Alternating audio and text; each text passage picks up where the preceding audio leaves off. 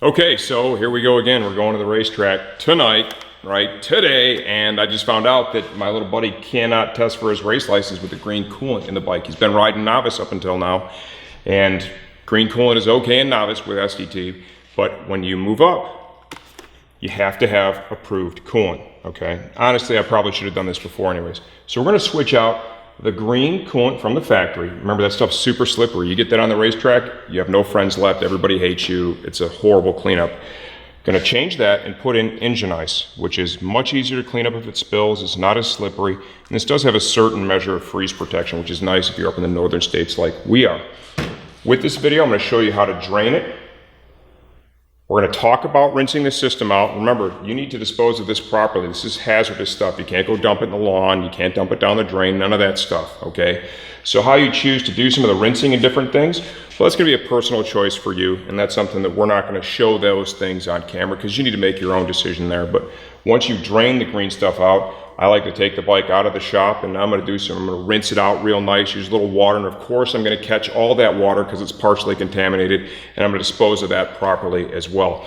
When I come back and the system's completely empty and clear of green coolant, I'll show you how to add the engine ice and show you how to burp the system. That is the real important thing. You don't want to have any air pockets because those can cause overheating.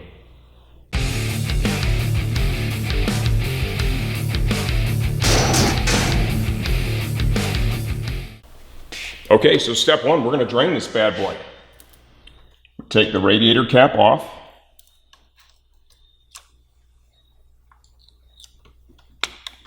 Like so, and there's just a tickle of pressure in there right now because I was running it after I did the oil change. This bolt down here, you see that little copper washer? That is going to be the low point in your system. That's going to be a drain. God bless you, Yamaha. That makes this pretty easy. And it also, I'm going to leverage this again when we bleed the air out of the system. Okay, so you can see I've got the radiator cap is loose. I haven't pulled it yet. Notice how when I pull that, how that controls the flow. Okay, so you can use that to help control the mess.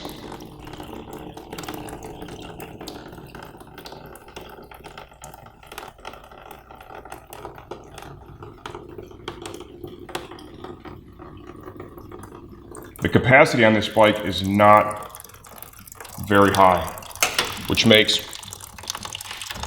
having an air pocket free cooling system super important, okay?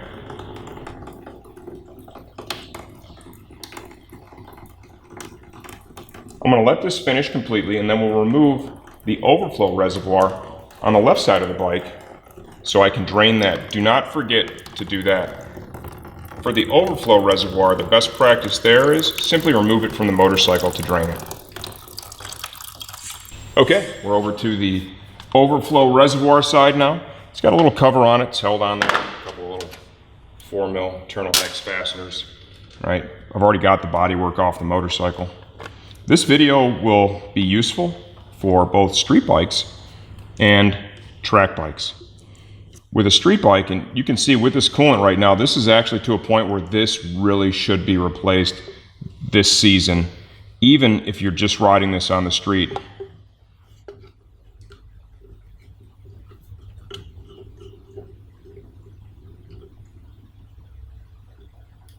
Okay. Go ahead and dump that into our drain pan.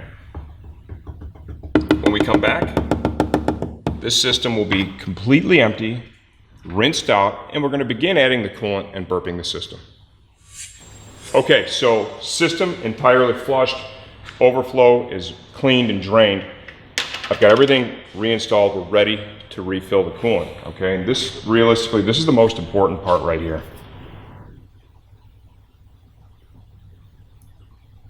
So you want to fill this until you're roughly to the top of the radiator.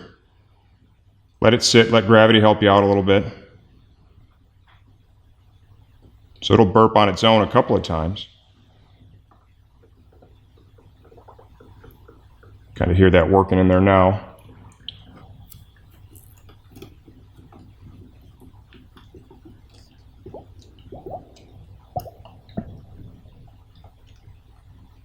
I still do have that lower drain. It's just in there finger tight, okay? So that's why it's dripping a little bit. Let's get it back up to the top. It already burped a little. And what I like to do to try and coax the air pockets out, so I'll squeeze the hoses, the coolant hoses. And that'll help to replace the air pocket with coolant.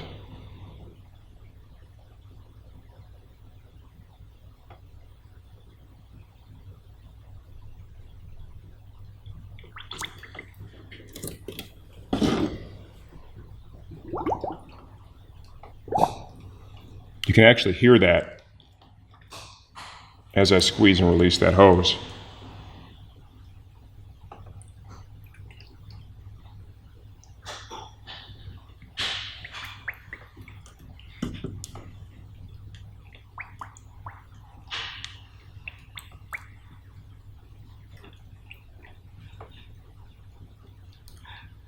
And with each squeeze and release, you'll see the coolant level drop. Once it remains steady, that means you've pretty much done all you can do there. I'll top it off just a little bit more. And we'll go over to the other side and try and purge some air out over there.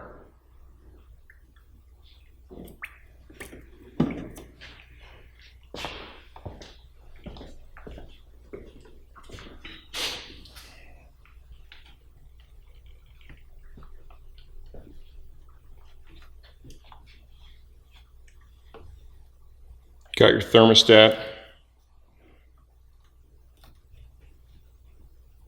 right here, and it's important too, once we get this bled off pretty good, we'll run the motor, get it up to operating temp. We need to cycle the fans, we need to get that thermostat to open.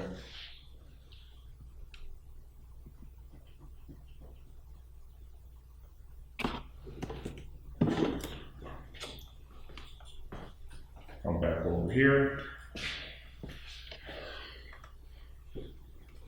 I'm trying to be a lot more careful how I flex the hose on this side because of the fact this is our upper radiator hose, okay? I've pretty much done all I can do there.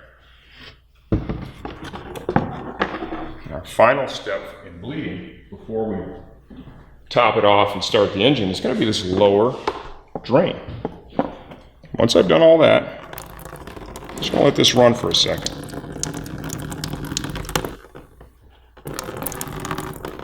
And realistically, there was no air there. That's a result of the bleeding I did using the hoses.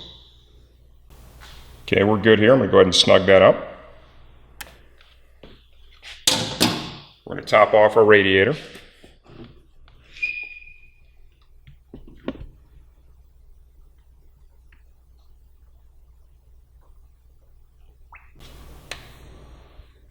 Okay, now before we start the bike to burp it, I'm going to put just a little bit here in the overflow.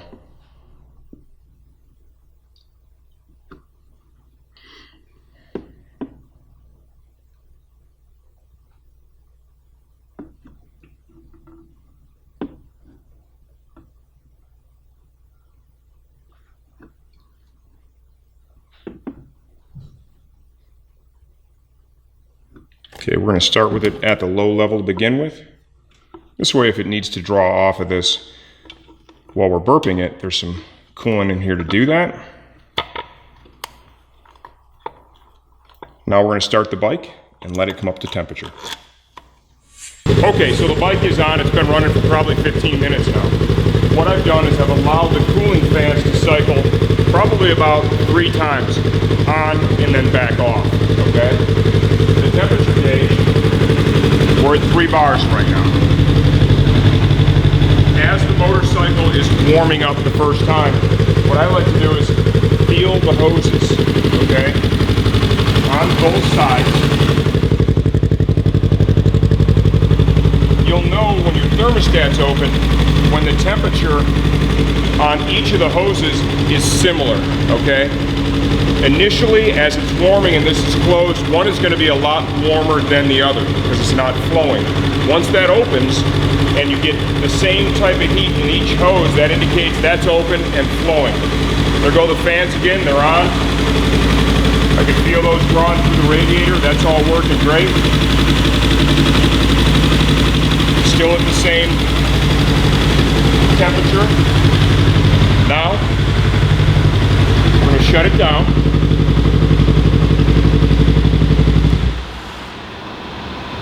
And we're going to go ahead and let it heat soak. Whatever you do right now when it's this warm, don't just go taking the radiator cap off because it's going to be like Mount Vesuvius. You're going to have coolant shooting all over the place. Do not do that. That needs to be done when the motor is cold, okay? You take it off at all when it's hot or warm, you're going to take the work you've just done and you're going to ruin it. You're going to be spilling coolant everywhere. That's what this bottle here is for. This is to help manage the expansion and contraction of the coolant. That's why you have two levels here. This needs to be set also cold. So what we will do is, as we're wrapping this project up, I'm going to allow this to completely heat soak. We'll double check the level before we put all the bodywork on. And then tomorrow, before we ride the bike, I'm absolutely going to take a look at this. I'll have the coolant with me, and if it's a little bit below the low level, we'll top that off tomorrow. And probably in the morning as well, once this bike's totally cooled off, I'll pop the radiator cap to see where the level's at. Those are the things that you want to do to make sure you've gotten all the air out. Super important too, your first ride with this, okay? Keep an eye on that temp gauge. If you see that thing climbing out of control, shut it down. Do not overheat the motor. It is absolutely horrible for it. If it's overheating, that indicates you've got a big old air pocket in there or you don't have enough coolant, okay? It's not effectively cooling the motor. Don't do any damage. Shut it down, be patient, and finish the job correctly.